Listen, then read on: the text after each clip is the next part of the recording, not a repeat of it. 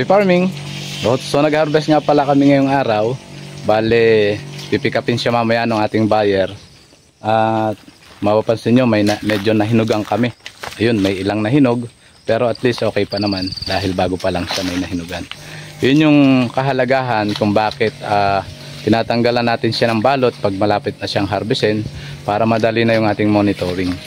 So bagamat meron kaming ginagawang tagging na yung papakita ko sa inyo mamaya, yung nakatag na nakalagay na color coding do sa ating mga bunch para alam namin kung alin yung magkakabatch namin na saging. Na in case na mag-harvest na kami, ay yung batch na yon kahit sabihin na nakita natin na may tag na kulay na color coding, pwede na siyang i-harvest kasi mag-iisising edad siya.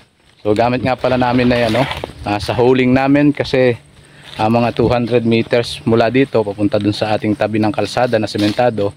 Ang ginagamit namin pang holing ay ang kalabaw. So kinakarga siya sa ating paragos, ayan, at dadalhin dun sa ating sementadong kalsada. Doon na lang pipick upin ng ating sasakyan. So ayan, at ito pa, hindi siya kaya ng ilang lang, ayan pa. So positive tayo sa ating ginawang crops na itinanim. Ngayon yung panahon ng harvest, it's time to harvest. So ayan yung ating mga na-harvest. Mapansin nyo, ang gaganda ng size niya. At nakakarga na yung iba dun sa ating kalabaw. Dahil dito masasabi ko na positive.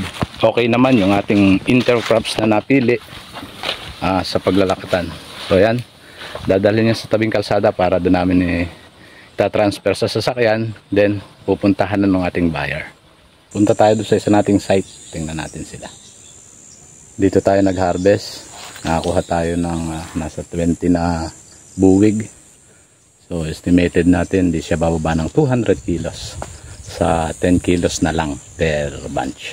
Dahil sa ito medyo mabunga na, tingnan natin yung kabila nating area. Tingnan natin yung ating isang area dun sa kabila. Kung tapos na ng spray si Orlan.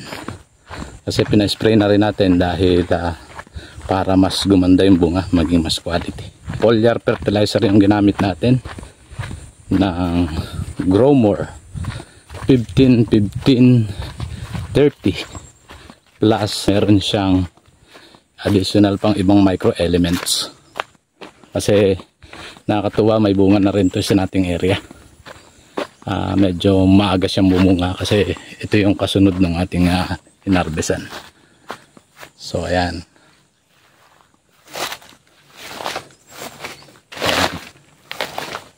Punta ron. So tingnan natin.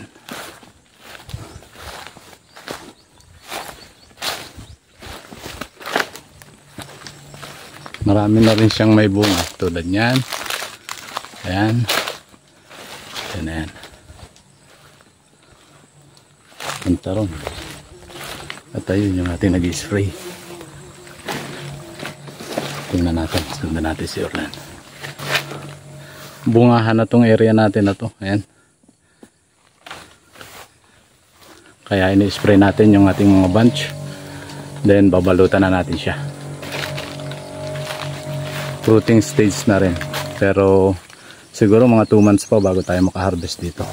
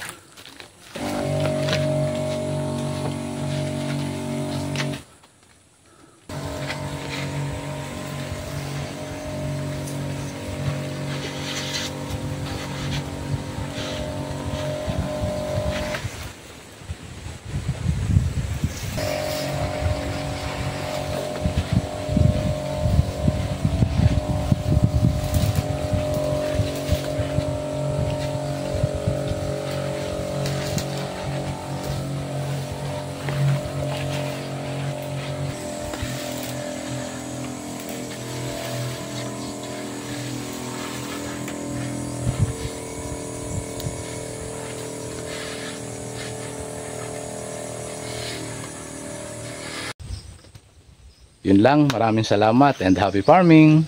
Positive tayo sa ating ginawang crops na itinanim. ngayon yung panahon ng harvest. It's time to harvest. Maraming salamat and thank you.